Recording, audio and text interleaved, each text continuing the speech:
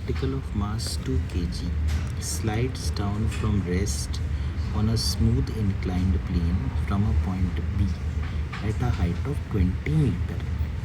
The magnitude of change in momentum of the particle between positions A just before arriving on the horizontal surface and C, assuming the angle of inclination is 60 degree and speed remains constant from A to C. तो जैसे इसमें particle ऐसे आ रहा है, ये शुरुआत में मास उसका 2 kg है और ये एंगल है 60 डिग्री। तो अब अगर हम देखें तो हाइट इसकी टोटल 20 मीटर है, ये हाइट है 20 मीटर। जब ये यहाँ पर आएगा तो इसकी वेलोसिटी कुछ v1 हो जाएगी, तो हम लिख सकते हैं कि mgh is equal to half m v1 square. तो ये बन गया 400 is equal to half mass है 2 और v1 स्क्वायर। तो यहाँ से v1 की वैल्यू 20 आ गई।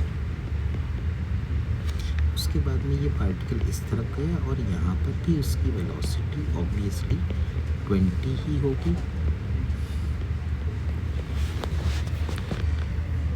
ठीक है, तो अब ये पूछ रहे हैं कि बताइए डिफरेंस कितना होगा, चेंज इन मोमेंटम कितना होगा। तो आप ये देखिए जो इनिशियल वेलोसिटी है और जो फाइनल वेलोसिटी है उनके बीच का एंगल है 60 डिग्री।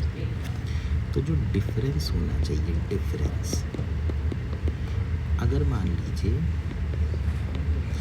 एक ये वेलोसिटी है और एक ये वेलोसिटी है, दोनों का मैग्नीट्यूड तो सेम है और ये एंगल थीटा है, तो जो चेंज इन वेलोसिटी होगा वो होगा 2v साइन थीटा अपॉन 2। इसका मतलब चेंज इन वेलोसिटी होगा 2 into 20 into sine theta upon 2 यानी 60 अपॉन 2। इसका मतलब हुआ delta v is equal to 2 into 20 into sine 30 यानी 1/2। तो डेल्टा v की वैल्यू 20 आ गई। तो चेंज इन मोमेंटम होना चाहिए मास इंटू डेल्टा v। आप देखिए इसमें मास जो है वो 2 kg है, तो यानी डेल्टा p बन गया 2 इंटू 20 यानी कि 40 न्यूटन सेकेंड।